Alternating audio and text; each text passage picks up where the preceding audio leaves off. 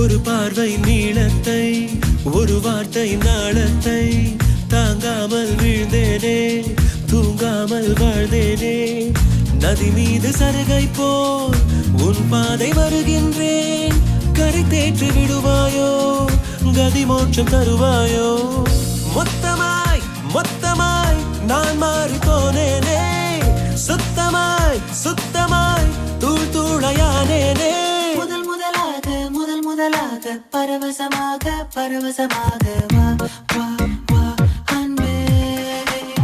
ஓ ஓ தனித்தனியாக தன்னந்தனியாக இலவசமாக இவன் வசமாக வா வா